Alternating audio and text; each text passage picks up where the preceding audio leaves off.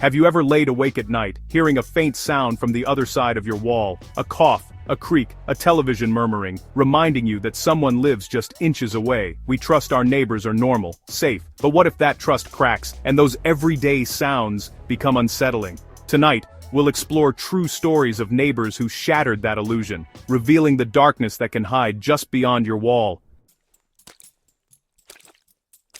Moving into my first solo apartment felt like freedom. It was small, a bit run down, but it was all mine. The building was old, the walls thin, and the city's hum was comforting, but the apartment next to mine, 2B, was always silent. No sounds, no lights, nothing. I thought it was vacant. Until one night, I heard a deadbolt click. Suddenly, the silence felt heavy, as if someone was always listening, just on the other side.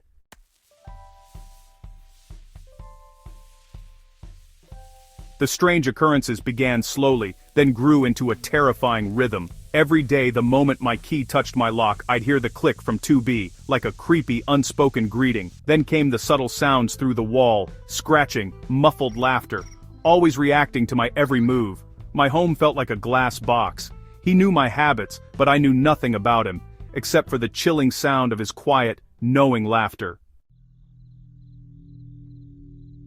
The feeling of being watched became a constant companion, a heavy cloak I couldn't take off. I changed my routines, locked doors, played music, but it was no use. He always knew when I was home. The day I drilled into our shared wall, he slammed his fist back. A clear message.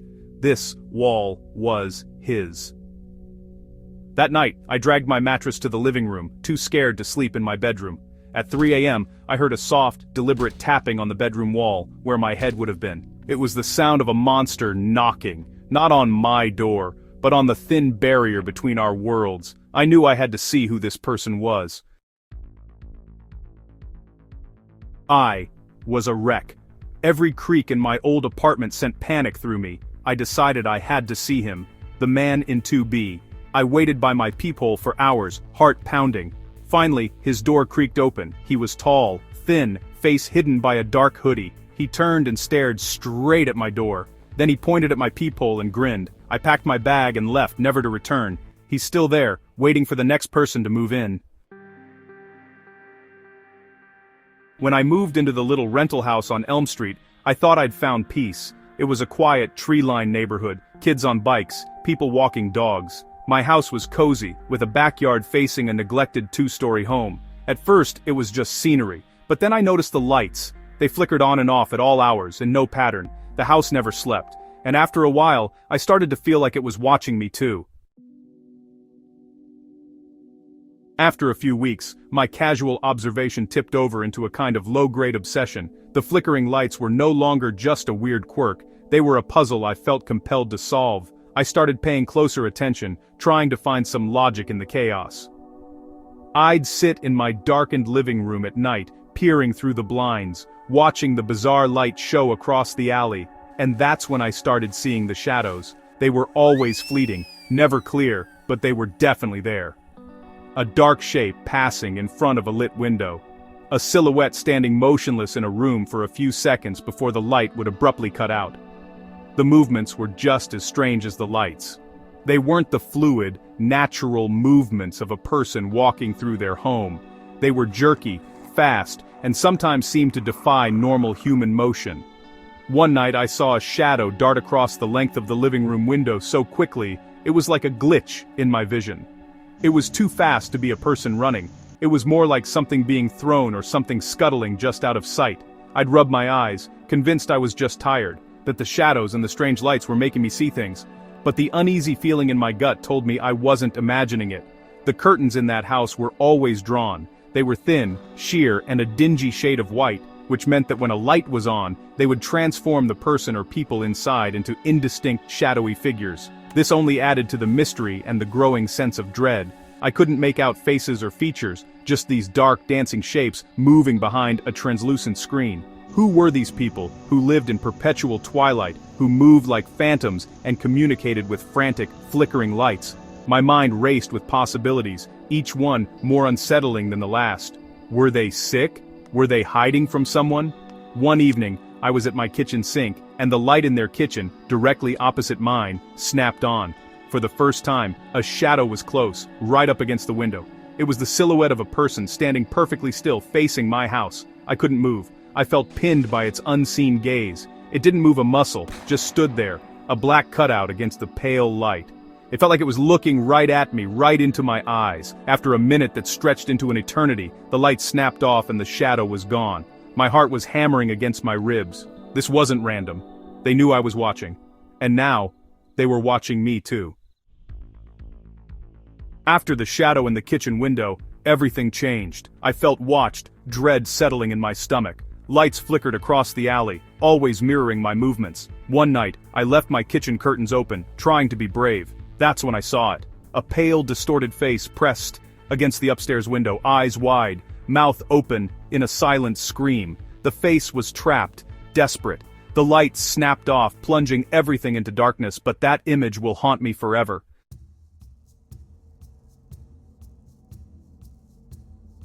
This time, I didn't hesitate. My hands were shaking so badly I could barely dial 911. I stammered to the operator, trying to explain what I saw, babbling about the lights, the shadows, and the face in the window. I'm sure I sounded completely unhinged, but I didn't care. I kept repeating, someone is trapped in there. Someone is in trouble. To their credit, they said they would send a patrol car to do a wellness check.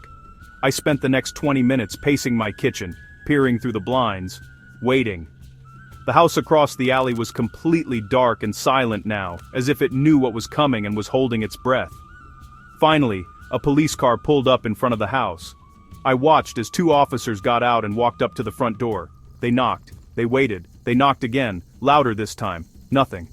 They walked around the side of the house, shining their flashlights into the windows. From my vantage point, I could see the beams cutting through the darkness, sweeping across the empty rooms I had spent weeks watching. After about 15 minutes of getting no response, they returned to their car, spoke into their radio for a moment, and then, to my utter disbelief, they just drove away. That was it. No one answered the door, so they left. I felt a wave of despair and helplessness wash over me. I had seen a face full of terror, and nothing had been done. The next day I saw a "for rent" sign in my own yard. I couldn't stay there. I couldn't spend another night looking across that alley, knowing what I knew, seeing that face in my mind every time I closed my eyes. I broke my lease and moved out within the week. I never looked back, and I never found out what was truly going on in that house. I just know that the lights probably still flicker, and the shadows still dance behind the curtains. Sometimes, late at night, I think about that face, the pale skin, the dark, terrified eyes, the silent scream. Was it a person being held captive, a ghost, or was it something else entirely? I don't have any answers. All I have is the chilling memory of what I saw, and the horrifying knowledge that sometimes the most terrifying screams are the ones that make no sound at all. And sometimes, when you call for help, no one comes. The house across the alley sits there still, I imagine, holding its secrets in the dark, waiting for the next neighbor to notice that it never, ever sleeps. The Henderson family, that's Mark, his wife Sarah, and their two young kids, Leo and Mia, had always dreamed of a house in a quiet, tree-lined suburb. When they finally found the perfect two-story colonial with a big backyard, they were overjoyed. And to make things even better, their only next-door neighbor was a seemingly sweet, elderly man named Mr. Abernathy. He lived alone in a slightly weathered but charming house, and he was one of the first people to welcome them to the neighborhood, bringing over a freshly baked apple pie. He had a gentle smile, kind eyes crinkled at the corners, and a way of speaking that immediately put them at ease. He was the quintessential kindly old neighbor you see in movies. Mark and Sarah quickly grew fond of him. He'd wave to the kids as they played in the yard, often sharing stories of his late wife and the life they'd built in that very house. He seemed a bit lonely, but harmless. He'd sometimes ask for small favors, which Mark was always happy to help with. Things like changing a high-up light bulb, or moving a heavy box of old books from his attic to the garage. Mark saw it as his neighborly duty, a small price to pay for the peace and quiet of their new life.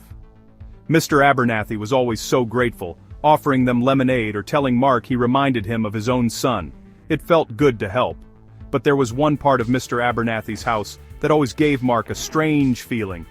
The basement. The door to it was in the kitchen, a heavy dark oak door with a large, old-fashioned iron bolt lock on the outside.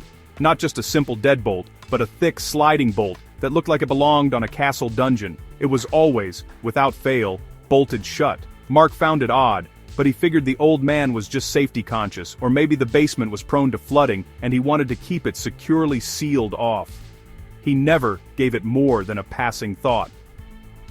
The first time Mark felt a genuine prickle of unease was on a sweltering August afternoon. Mr. Abernathy had asked him to help fix a leaky pipe under his kitchen sink. As Mark lay on the floor, wrench in hand, he noticed a smell. It wasn't the usual scent of an old house, that familiar mix of dust and aged wood. This was different. It was a damp, musty, and faintly metallic odor, and it seemed to be seeping from the cracks around the bolted basement door. It was subtle, but it was clinging and unpleasant.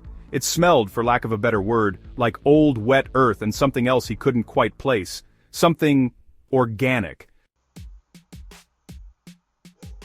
Over time, Mr. Abernathy's requests grew stranger. One night, he called Mark in a panic, claiming the power was out and he couldn't find the breaker box, said it was behind a bolted basement door. He insisted he'd lost the key, but the lock was just a heavy slide bolt. Mark pried it open, and a wave of cold, foul air rushed out. The basement windows were boarded up from the inside. At night, Mark sometimes heard faint, deliberate thumping from the basement. The turning point came during a neighborhood barbecue the Hendersons were hosting in their backyard. It was a beautiful Saturday, and the air was filled with the smell of grilled burgers and the sound of children laughing. Mr. Abernathy had been invited, of course, and he sat in a lawn chair, happily chatting with other neighbors. But as the day wore on, a different smell began to drift over the fence from Mr. Abernathy's property. It was that same musty, metallic odor from his kitchen, but now it was magnified, intensified by the summer heat. It was so potent that a few of the guests commented on it, wrinkling their noses and asking what it could be. Mark tried to play it off, suggesting it was probably just old fertilizer or compost from Mr. Abernathy's garden, but he knew that wasn't it. This smell was far more nauseating. It was the smell of decay. Mark glanced over at Mr. Abernathy, who seemed completely oblivious, sipping his iced tea. But Mark noticed a fine sheen of sweat on the old man's brow, and the way his eyes kept darting towards his own house, specifically towards the ground-level basement windows. It was a flicker of anxiety, a brief crack in his placid, kindly facade that sent a shiver down Mark's spine despite the heat. Was it possible he wasn't oblivious to the smell at all? Later that evening, after all the guests had left, the smell was still there, a foul miasma hanging over their perfect backyard. Sarah was the one who said what Mark had been thinking. "Mark, that smell is awful. It smells like something died over there." The kids were inside, and the bluntness of her statement hung in the quiet night air. Mark couldn't deny it any longer, the boarded-up windows, the strange thumping sounds, the bizarre behavior with the basement door, and now this overwhelming stench of rot. It all started to connect in a horrifying way. His neighborly concern was rapidly being replaced by a cold, creeping dread. That night, Mark couldn't sleep. He lay in bed, the foul odor faintly seeping through his open bedroom window. Every creak of his own house made him jump. He kept picturing Mr. Abernathy's face, the flicker of anxiety he'd seen. What was in that basement? What could possibly create a smell like that? His mind raced through a dozen terrible possibilities, each one more frightening than the last. He thought about his kids, sleeping soundly in their rooms, so close to whatever was happening next door. He knew then that he couldn't ignore it any longer. He had to know the truth. For his family's safety, he had to find out what was behind the basement door.